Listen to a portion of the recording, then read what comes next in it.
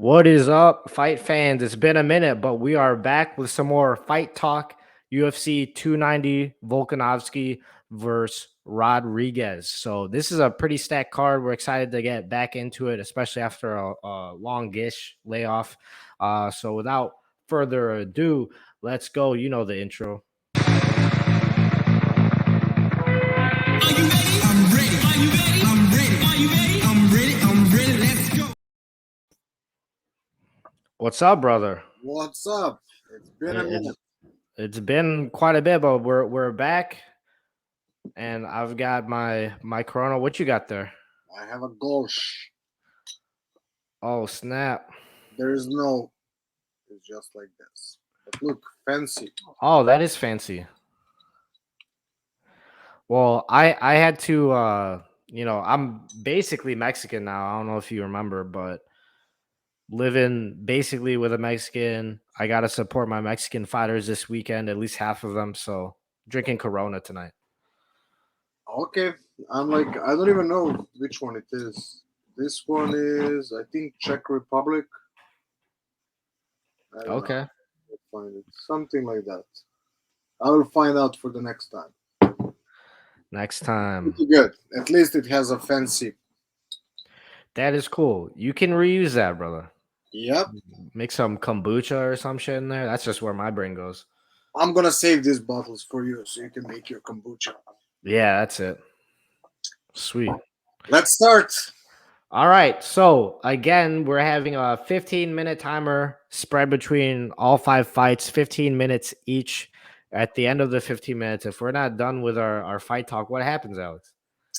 Your fight doesn't count, like only the fights inside the 15 minutes are gonna count. So basically you can stay. What happened to me one of the previous times, I stay without my pick. So it's easier for you to win, even though I was now looking the score because it was a long time that we didn't do the show. It's 8-2 for you, so I don't know when I'm gonna catch up. Probably like never. Especially me and my underdogs, so it is how it is. That's right. And I don't even look at the odds. I just pick the fights mostly correct, obviously, 8-2. So let's see if I can keep that up. Obviously, we're keeping score. So first fight of the night. Whenever you want to start the timer, I'll throw up some So pictures. ready? Let's All go. right. First fight, we got Alexander Volkanovski and Yair Rodriguez. This is a champion versus interim champion fight. And to be honest, I feel like Volkanovski's better in every aspect. All right. The one thing that Yair has is he's kind of a wild man, right? He's a wild card in this, and he's actually coming off of a 2-fight winning streak, whereas Volkanovski, he's lost his last fight.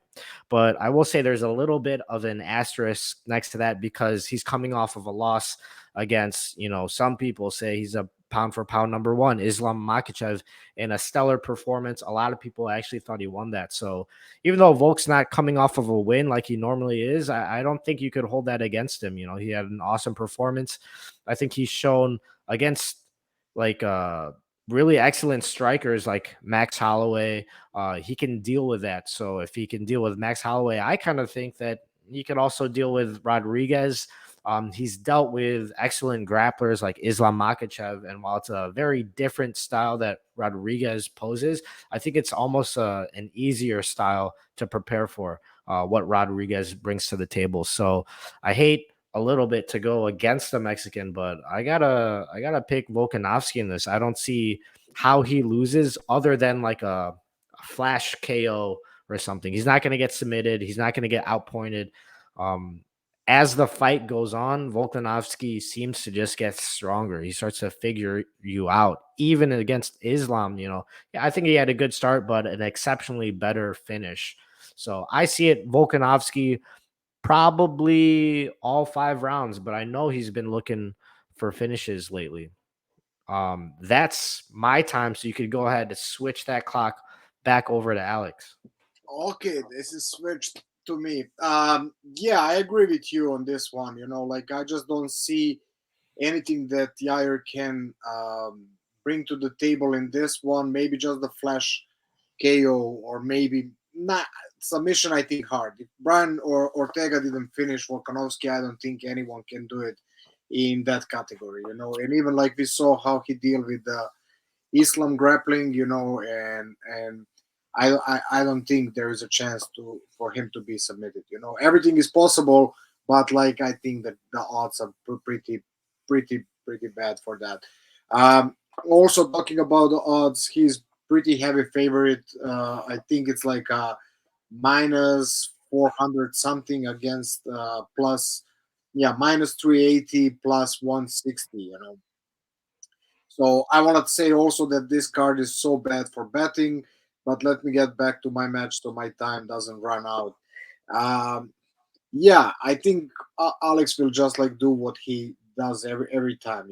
Just like he figure out the guys, he push the pace, and he gets that most likely decision victory. Like he's not that good with the finishes. You said he was promising that he's gonna finish. Very possible because like he can break Yair. We saw that Frankie did that. In a couple other fights. If it doesn't go his way, he's slowing down. Like even with Korean Zombie, like that wasn't that elbow. I think that fight would go to Korean Zombie in my opinion. So I don't think like Yair has a big chance. Like even his last performance, like that everybody's pumping it up. We saw what happened with Emmett in his last fight, against Ilya Topuria. Um, it's just like he's not that top echelon, even though he's that by ranking. He doesn't offer anything special. He's just like uh, really experienced guy, really tough, and I wouldn't like even praise that much that victory that Yair got interim championship. What he did before that, like Brian Ortega with the shoulder injury, everybody forgets about that, so Mhm. he didn't even win that fight if you go like that. And then before that, he lost from Max Holloway.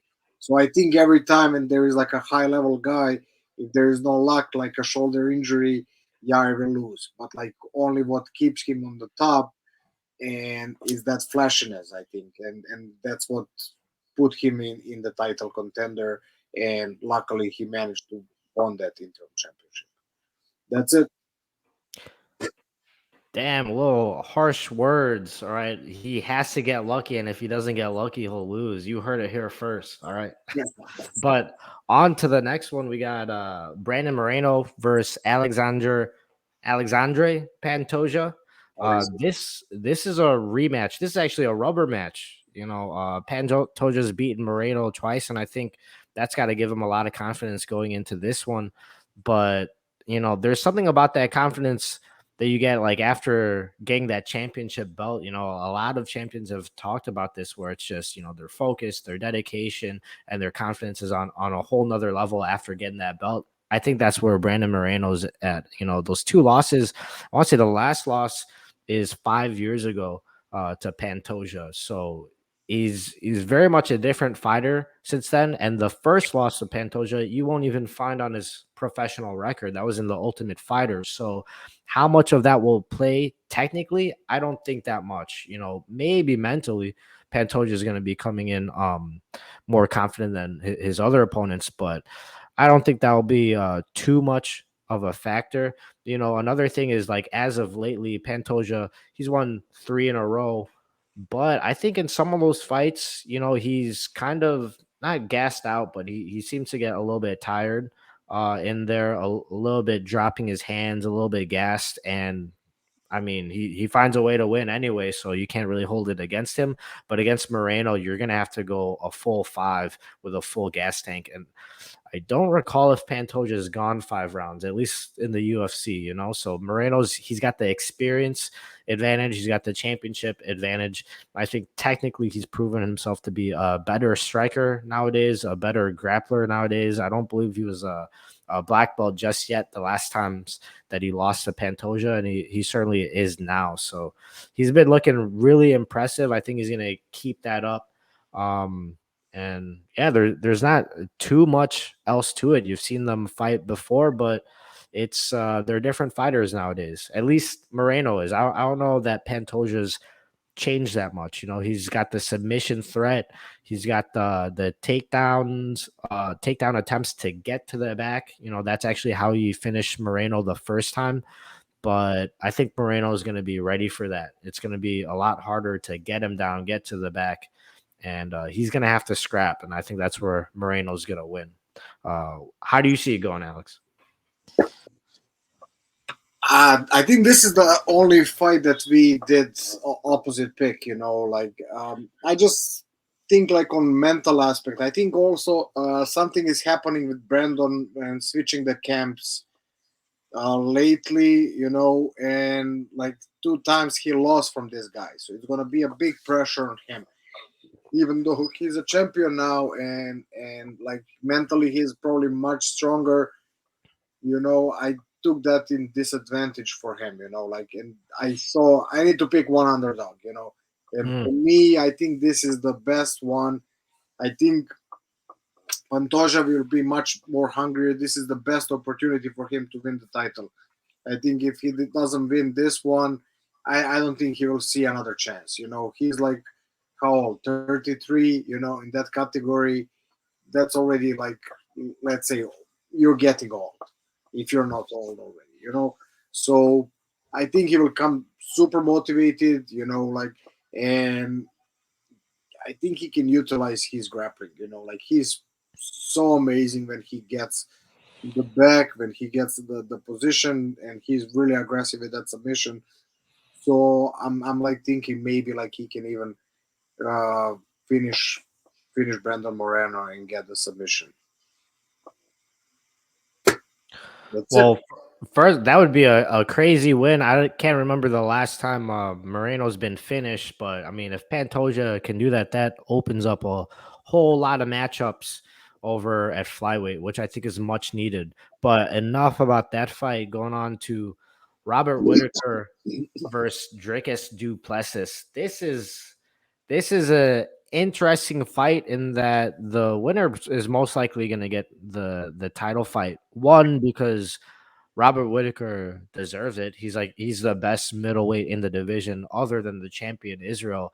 And two, Dricus Du Plessis is gonna get it kind of because he just talks shit about Israel Adesanya. I think he's obviously a good fighter to beat the guys that he does. He's on a 7-fight win streak, but let's be honest, like in all those fights, in my opinion, he looked kind of shitty in those. And his mental fortitude is something that's very impressive because even though he looked goddamn tired and not that good, he obviously found a way to win. He's undefeated in the UFC. And yeah, if he beats Robert Whitaker, why wouldn't he get a title shot? The only guy in the division that's at the top that isn't Israel Adesanya. That being said, it's pretty interesting. Like I've been listening, like him and his coach believe this is going to be a different Du Plessis, a different DDP because he had that nose surgery. Apparently, he's been looking so tired, looking so bad in there because he couldn't breathe out of his nose. So maybe it's a completely different fighter. That being said, as good as DDP could possibly be, like who's beaten Robert Whitaker other than the champion. That is his last lost. I think Robert Whitaker, even against a healthy DDP, is most likely a better striker and probably a good enough grappler to not get just out grappled or dominated. I believe this is a 3-round fight, so I don't know who that favors more, Whitaker or Duplessis. Maybe Duplessis if his gas tank isn't quite there. But over the course of 3 rounds, I think Robert Whitaker is going to do his classic fighting on the outside, blitzing when he can, punching up DDP, and there's levels to this, and Robert Whitaker he's on that higher level than DDP. That being said, I mean, as as bad as he looks in his fights, like Darren Till, Trevin Giles, Derek Brunson, Brad Tavares. These are the guys that you should be beating if you're at the top, and he's managed to do that with half a nose. So that being said, I still think Whitaker takes this probably easily. How about you? Let me get you back to the previous fight. You said like I don't know who finished Brandon. You know, like Alexander Pantoja finished him like in that the first fight with rear naked choke. You know, so that's possible. So that's why I said what I Yeah, said this was over what, like 6, 7 years ago, 7 years but ago. I yeah. think 7 years ago. This was Still, before he even got cut from the UFC. This is a new Moreno. You know, he's the champion now. don't steal my time. Don't steal my time. I'll, You, all right. you can take it later. You can take it later. Yeah, I was waiting patiently, and I said when it was my time. Okay, let Fair me go enough. back to Whitaker and how you say DDP. Yeah, that's easier to pronounce. Yeah. Uh, so like you said, like he looked terrible in his last couple of fights. You know, he managed to push the pace and to get the W. You know, and that's saying something about him. That's the reason why he's in UFC, why he was KSW champion.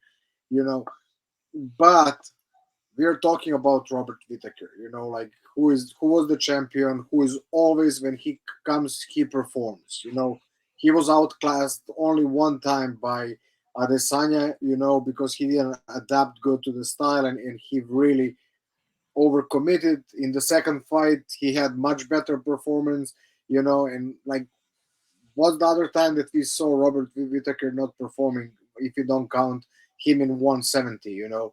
So that's something sad. Like really, Drukus has to come like in a top shape with a top game plan if he want to get this W. You know, so that's why I don't give him that much chance. You know, I just think that Robert Whittaker will push forward, work on that cardio. Let's see how his cardio is gonna be this time.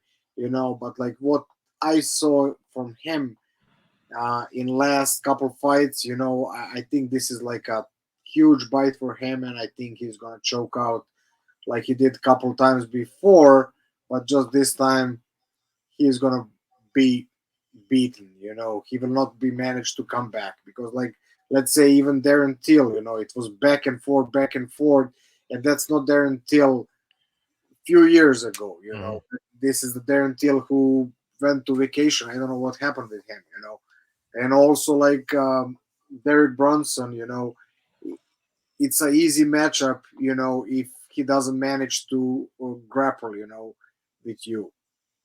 And he also had like a big trouble in that match, you know. So I don't know what to say. I think Drugas needs some more growing up in UFC, but so far what he did, like it's perfect. I think he had like a luck in few matches, like we are saying, like those two matches that I said with the Till and Bronson. So we will see. I think this is gonna be learning opportunity for him, and he will just maybe be better fighter and then like top contender and go for the title in another run. But I think this is huge bite for him, and like I said, he will choke out. Up to you. Next up, we got Jalen Turner versus Dan Hooker. This, I think, is probably going to be one of the more exciting fights on the main card. You know, we got two strikers, two knockout artists. This isn't even the first time that they're scheduled to fight. I believe Jalen Turner's last fight, he was supposed to fight Dan Hooker. He ended up fighting Mateus Gamrot on short notice. So clearly a different fighter than Dan Hooker. Gamrot's mostly a grappler, you know, a complete fighter, but mostly a grappler. And he really took it to Turner in the grappling department. This, I think Turner is going to really be able to shine in this. It's going to be very closely contested. I think they're both excellent strikers. They have similar body types. Um, and they're even close in the rankings. You know, Dan Hooker is number 12. Jalen Turner is one step above him at number 11. So these are the exciting fights. You know, where two strikers closely contested. That being said, as close as they are, like in technique, I think the biggest difference is probably Jalen Turner's precision and his power. And if he touches Dan Hooker, I do think that he's going to be able to put him down. Maybe TKO, maybe rock him, force Dan Hooker to grapple. And Turner even has some, front head chokes, guillotines, anacondas, So if Hooker feels like he has to shoot a takedown to avoid the striking, I don't think that's going to be a walk in the park necessarily either. So Turner, I think he has the tools to win on the feet. I think he has the tools to win on the ground. And before that happens, I think it's just going to be an exciting fight. I'd like to see Hooker get a win. He is coming off of a win against Puelas, but I'd like to see him string together a couple, and what is it? I'm pretty sure he must have had some kind of damage on that knee, like in that knee bar. How much is that going to play a factor, in his training and his movement in the fight? He uh he got his knee kind of hyperextended in that knee bar. Obviously, he was able to win it anyway. Uh it's how much is that going to be a factor? I don't know, but I've heard stories like Stylebender saying like he's that same guy in training. Sometimes in a competition or in a fight, you're willing to take a little bit more damage than in the training. In training, you're more likely to tap early. Dan Hooker is that same guy in training and in the fight. So it's pretty crazy, pretty admirable, but I think it's probably gonna take a toll at some point. And maybe against Jalen Turner, that's not the guy that you want to go in with one knee against. So I'm thinking Turner TKO or sub. I think he gets the finish. It's just his time, and he's gonna see Hooker out. How about you? I like what you said. Like it's his time, Like I think maybe that short notice against Gamrot, who was completely opposite than Hooker, um like messed up his really like a winning streak, that he had. But like also in that fight, he performed great. He managed to hurt Mateusz a couple times. He was close, maybe not to finish, but like he was like starting the finish sequences. Even like one or two times, Gamrot was running back, running on the side away from Jalen. Uh, so, and if you look last performance than Hooker, even against the guy who at the end, like, it was even embarrassing to look. He was like, was he first fight in UFC? On that, That's the first I've seen of it. No, I think he's got some submission or like leg yes, locks in the UFC. I thought. yeah, maybe he had one or two, but like if you go, yeah, he had like a knee bar on Clay Guida. On That's it. Yeah, Yeah, it wasn't like it was like his fifth fight in UFC, but he looked terrible. yeah. Let's say like that. He looked desperate for sure. Yeah, when he didn't manage to get that submission, after that it was like walk through the park for Dan Hooker.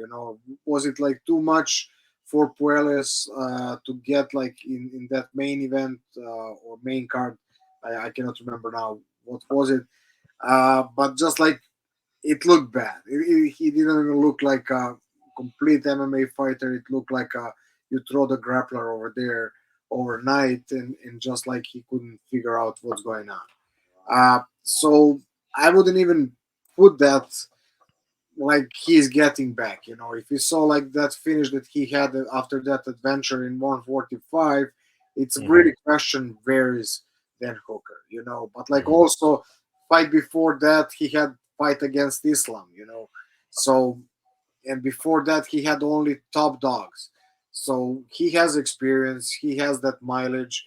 It's just like question, is he hungry enough to start like winning, especially as a guy like we said, Jalen Turner, his time is coming. Even his last performance, like I said, I'm not taking away from him.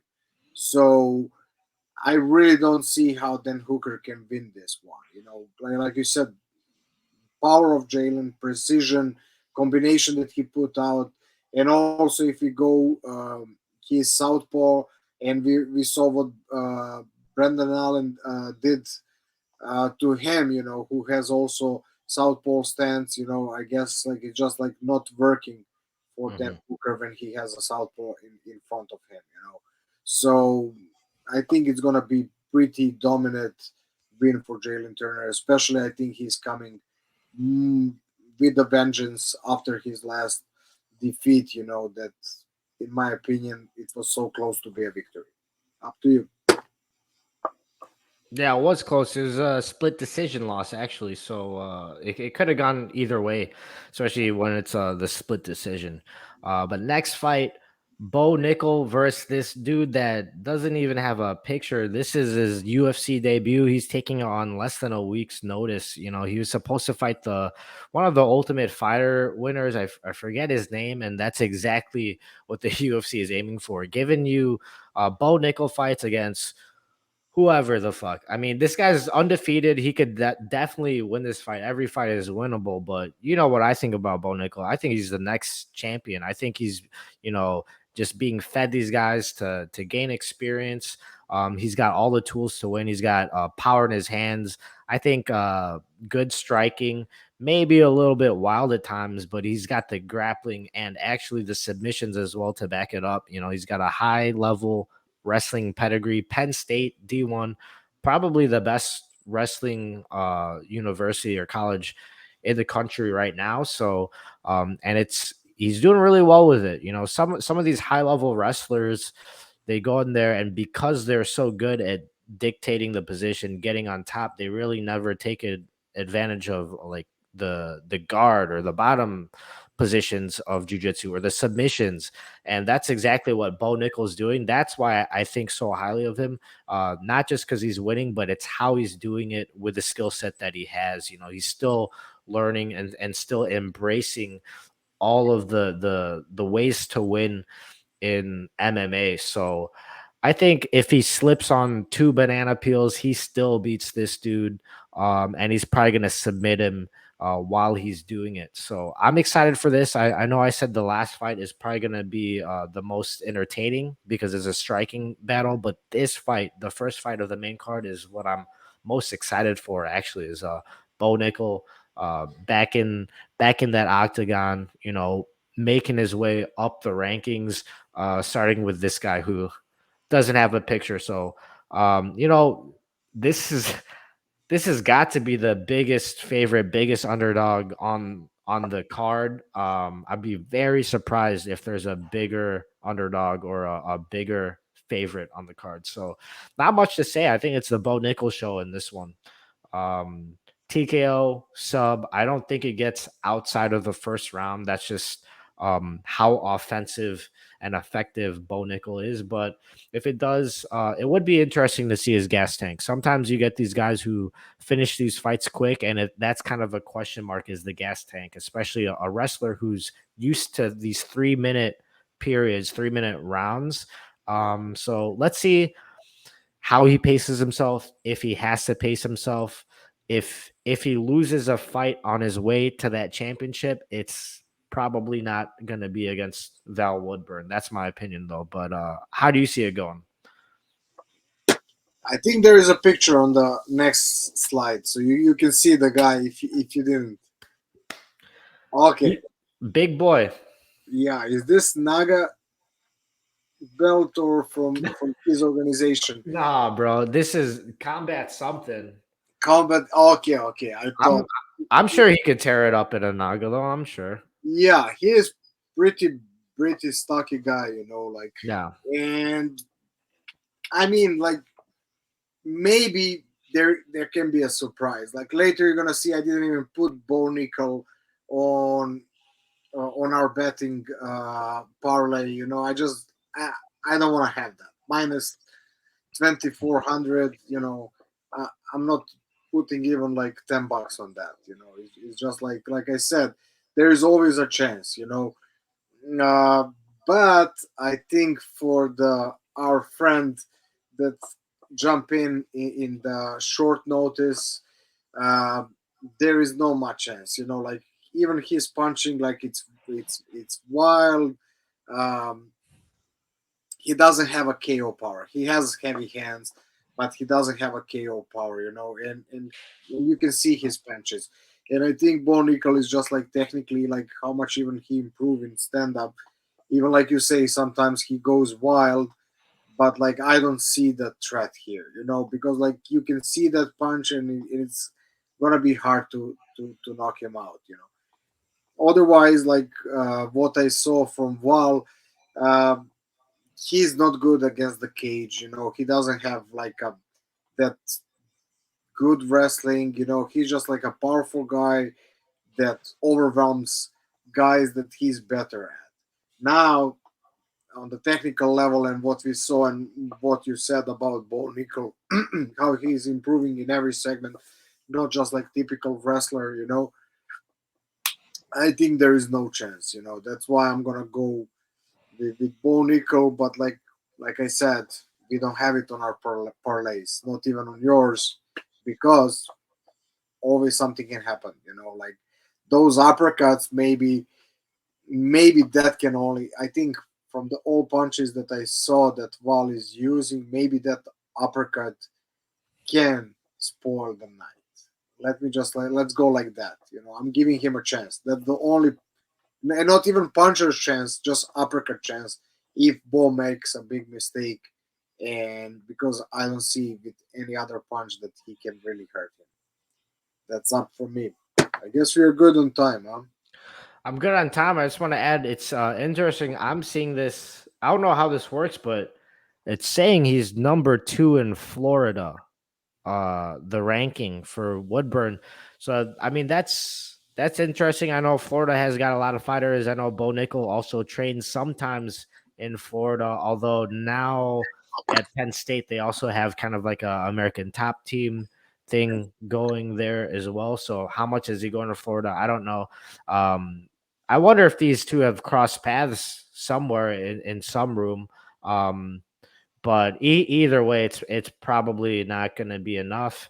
And even in those rooms in Florida, from what I've heard, Bo Nickel does just fine. So he could be number 2 in Florida, but Bo Nickel, I think he's going to be eventually number 1 in the UFC.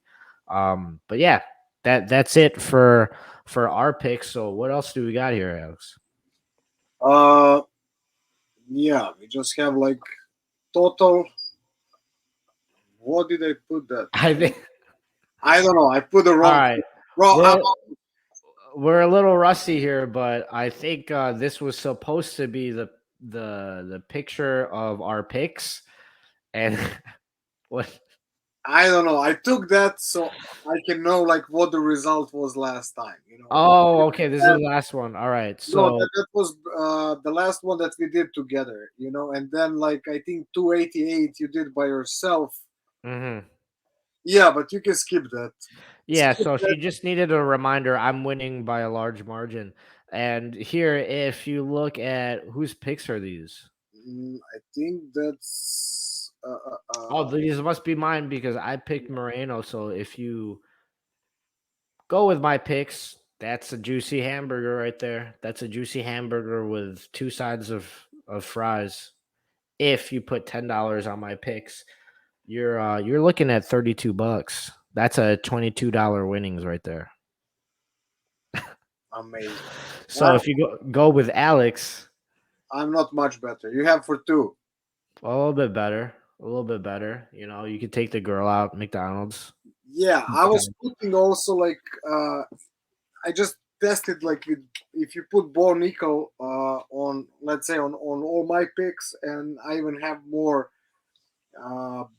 better better total than you, it would be $2.50. So you're risking all this on one match, and let's say like it's really small chance that he's gonna lose, but like still, that's why I just like took it out. We were like we picked it over there, but I'm not putting anything above 500, minus 500, even minus 400, even $1.